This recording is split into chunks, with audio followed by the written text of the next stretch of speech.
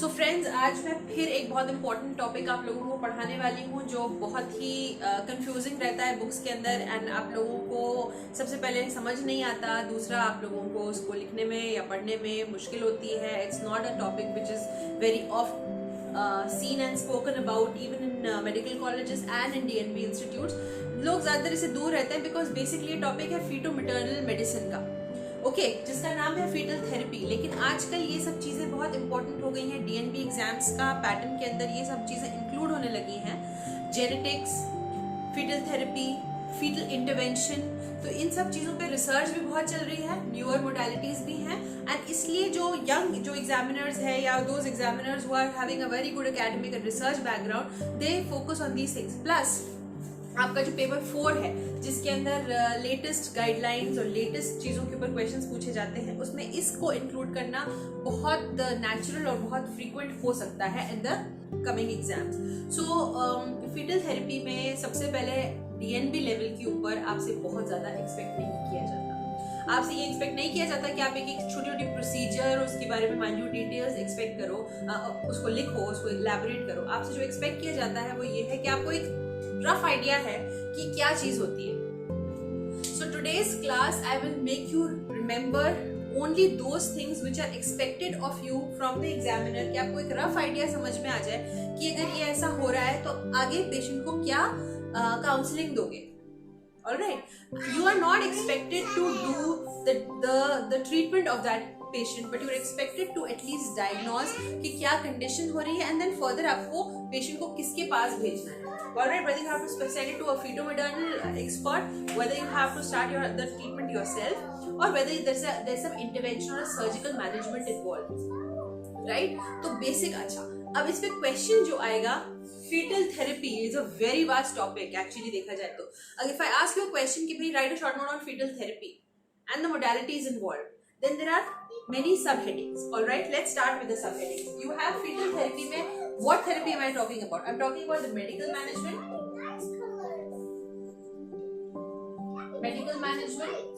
I'm talking about the surgical management. Okay, I'm talking about the open fetal surgeries. Lot of interest in the recent advances, lot of interest in the journals, recently published journals पे अब इसके ऊपर articles आने लगे हैं. We are expected to know these things as DNB students. You should know this. Open fetal surgery, percutaneous fetal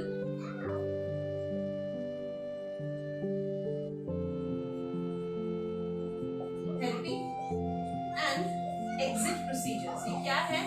इन सब में मैं अलग अलग क्लासेस लूंगी क्योंकि एक्चुअली देखा जाए तो इसमें काफी कुछ लिखने के लिए है. यू विल बी लकी अगर आपको क्वेश्चन आ गया कि write a short note on fetal therapy. There is a whole bunch of stuff to be written. But अगर आपको क्वेश्चन आ गया कि write about the medical management of the fetus in utero, that will be a little problematic for you अगर आप अच्छे से नहीं जानते हैं. उन कंडीशंस को अगर आपको नहीं मालूम है जो मेडिकली आप मैनेज कर सकते हो, और उन कंडीशंस को अगर आपको नहीं पता है जो आप सर्जिकली मैनेज कर सकते हो, तो थोड़ा सा प्रॉब्लम वहीं पे आएगी. So let's start with the medical management. What are those conditions जिनको आप मेडिकली मैनेज कर सकते हो? उसका मतलब है कि कुछ ऐसी कंडीशंस है फीटस की जो हम लोग ने अगर अल्ट्रासोनोग्राम से या अल्ट्रासाउंड में कैच कर ली, तो अगर आप मैटरनल उसको मेडिसिन दोगे, मदर को मेडिसिन दोगे, तो फीटस के अंदर वो चीज रिवर्ट हो सकती है या आगे नहीं बढ़ेगी. Alright, so let's talk about those conditions. Arrhythmias, fetal arrhythmias very easy to pick up in the first place. ठीक है, डॉपलर से आप पता कर सकते हो ब्रेडी अरिथमिया है, टैकी अरिथमिया है, आपको पता चल ही रहता है. टैकीकार्डिया हो रहा है फीटस को, इट्स नॉट ऑलवेज डिस्ट्रेस. कुछ ऐसे भी फीटसेस होते हैं. I have also been come across those feet. I am sure you must have also been through if you are working those kind of institutes जहां पर there is a good load of obstetric patients. Bradycardia आ रहा है बच्चे को. A patient who's not in labor, a patient who's absolutely normal, बच्चे को ब्रेडीकार्डिया हो रहा है, टैकीकार्डिया हो रहा है, या फिर simply PAC, premature atrial contractions, drop beats जिसे कहते हैं. ऑलराइट, या फिर टैकीकार्डिया या फिर ब्रेडीकार्डिया. ठीक है, ऑल दीस थिंग्स. सो यही 3 इनफैक्ट चीजें हैं अरिथमियाज में जिनके बारे में मैं बात करूंगी. After arrhythmias we talk about CAH, that is congenital adrenal hyperplasia. Medical management में ही I will be talking next about congenital adrenal hyperplasia, right? After congenital adrenal hyperplasia, I'll be talking about CCAM, congenital cystic adenomatoid malformation, and then I'll be speaking about thyroid disease. अगर आप उसे pick up कर पाए तो it's very difficult to pick it up. सबसे पहले तो how will you pick up these lesions? How will you pick up? Number 1. Number 2, अगर आपने pick up कर भी लिया तो उसकी severity क्या है? मेडिकल आपको मैनेजमेंट देने की जरूरत है, इंटरवीन करने की जरूरत है, या is it functional, it will get all right with pregnancy, that. और अगर आपने मेडिकल मैनेजमेंट दिया तो कितना देना है, कब देना है, ये मैं ब्रॉडर सरफेस में आपको एक सुपरफिशियल इसका इतना क्या आप आंसर लिख पाओ उतना मैं आपको यहाँ पर पढ़ा दूंगा. And if you listen to my lecture properly, I think you'll be able to catch maximum. और आप ये लेक्चर को सुन के ही रेडी हो जाओगे एग्जाम में लिखने के लिए. You might not even have to read the paper. In fact, it is specially for those students who don't have time. तो वो लोग बस मेरा ये लेक्चर उठा के देख लें चलते फिरते on the go whenever, and just have enough material to write down this short one. You'll be saved from reading the entire chapter. So let's talk about first the arrhythmias. जैसे मैंने आपको पहले भी बताया था, अरिथमिया के अंदर मैं पहले जो लूंगी वो है प्रीमेच्योर एट्रियल कॉन्ट्रैक्शन. कैसे पता चलेगा आपको? It's a very one of the most common arrhythmias. Dropped beat से आपको पता चलेगा. आपको एक्स्ट्रा बीट सुनाई नहीं आएगी. Doppler is not able to pick up the extra beat. It's in fact able to pick up a dropped beat. वो जो बीट है वो सुनाई नहीं आती है. There is an atrial contraction, but instead of making a third sound it just goes टुक टुक टुक टुक टुक something like that. Alright, so this particular lesion, premature atrial contraction, usually is not associated with any major abnormality. So you can counsel the patient. Okay, definitely आप एक fetal echo तो करवाएंगे ही करवाएंगे, बनता है. And अगर कोई major cardiac lesion नहीं आया, you can still counsel the patient कि there is nothing major to worry about. It's not usually associated with any major cardiac abnormality. But now next, ये तो first था. Second comes your tachyarrhythmias. Tachyarrhythmias की usually conditions क्या रहती है? Tachyarrhythmia is you're easily able to point it out through your Doppler, handheld Doppler, CTG, है ना? इन सब से आप tachyarrhythmias को पिकअप तो कर लोगे. लेकिन उसको ना ये tachyarrhythmias ना वेरियस कंडीशंस में होती है. या तो supraventricular tachycardia, या फिर एट्रियल फ्लटर, या फिर एक साइनस टैकीआर्rhythmias. लेकिन इसमें भी डिफरेंस है. फॉर एग्जांपल अगर एट्रियल फ्लटर है तो एट्रियल फ्लटर की जो रेंज होगी ना, that will be very high. It be somewhere around 250 to 300 beats per minute, that high. Okay, तो आपको पिकअप करते समझ में आ जाएगा कि this is not normal, this is way above normal, isn't it?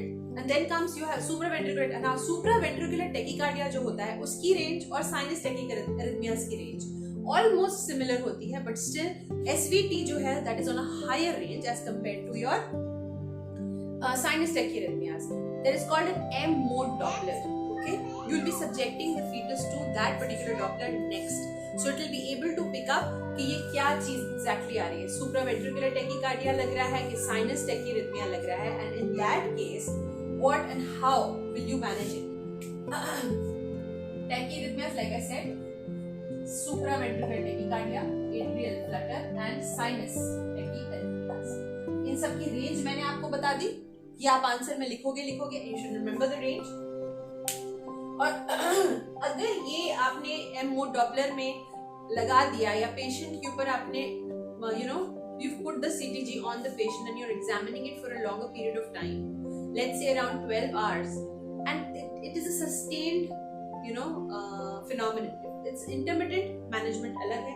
If it is sustained, management अलग है. अगर तो intermittent में बीच बीच में ऐसा हो रहा है, there is no treatment required.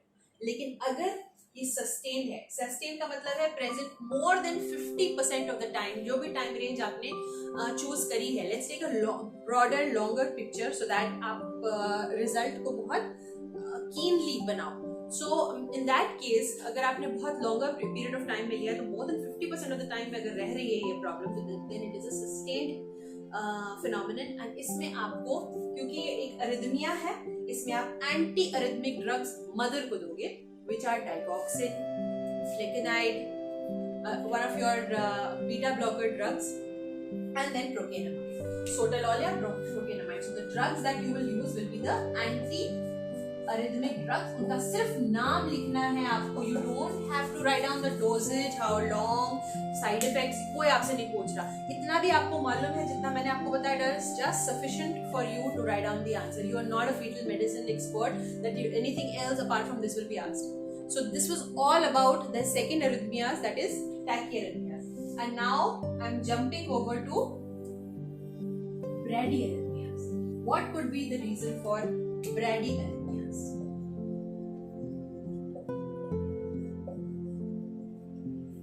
Usually it is because of some congenital heart block. First degree, second degree, third degree तक मोर्टेलिटी थोड़ी बढ़ जाती है, लेकिन congenital heart block is usually the reason for a bradyarrhythmia. Now इसमें भी two categories आ जाती है. या तो ये ब्रेडीअरिथमिया में जो कंजेनिटल हार्ट ब्लॉक है, it is because of a structurally normal heart, और there is some structural malformation in the heart. तो आपको नेक्स्ट जो चीज देनी है पेशेंट को वो है अगेन फीटल इको के लिए आपको उसको भेजना होगा. सो structural malformation usually is responsible for 50% of the cases. 50% of the cases में ऐसे normal heart में भी congenital heart block हो सकता है. दोनों की prognosis different है, इसलिए ध्यान से सुनिएगा. Usually जब ये structural malformation होती है वो क्या क्या होती है? It is either left atrial isomerism, endocardial cushion defects, या फिर heterotaxis को बोलते हैं. The conditions are 3, इनको याद रख लीजिएगा. endocardial cushion defects, या फिर left atrial isomerism, या heterotaxis. इसकी mortality rate जब bradyarrhythmia is because of a congenital malformation of the heart, the mortality rate of the fetus is as high as 80%. Okay? The reversal of first and second degree heart block ठीक ठाक रहता है, but अगर second degree से third degree वाला level चला गया है तब फिर उसकी मोर्टेलिटी रेट अगेन बढ़ जाती है. Now let's talk about normal heart में ब्रेडीअरिथमिया क्यों हो रही है. So the most common reason is the secondary, the transplacental passage of maternal anti SSA या एंटी RO एंटीबॉडीज, या फिर एंटी SSB और LA, anti Ro, anti La सुना होगा आपने, जो SLE में हम कराते हैं. ये ऑटो इम्यून एंटीबॉडीज रहती हैं. अगर इनका ट्रांसप्लेसेंटल पैसेज हो जाता है to the fetus, usually either the patient is suffering already from SLE and you know the condition, इसके अंदर bradyarrhythmia of the fetus is known. अगर आपको ऐसा suddenly random fetus में bradyarrhythmia मिल रहा है with a normal structurally normal heart, you should go for an anti-ro, anti-la, that is a screening of the SLE profile or autoimmune status of the mother. Usually it is because of those antibodies ये bradyarrhythmia होता है. In this case, the mortality rate is as low as 20 to 30% because it is a correctionable problem in the mother. तो अगर आप उसको mother को SLE के drugs देंगे जो उसे कंट्रोल कर सकती है, you will be able to control the bradyarrhythmia of the baby as well. You can give like you already know, hydroxychloroquine is one of the treatments, and dexamethasone is also the treatment of SLE in the mother. With this I'll take a short break. I want to make very small videos. Just try to go through this thing again. Recapitulate it in your mind, whatever I've been through. We've just done the arrhythmia part of fetal therapy. This is the thing which is found in the fetus. What treatment you have to give, recapitulate it, and I'll be back with the second and third problems as well.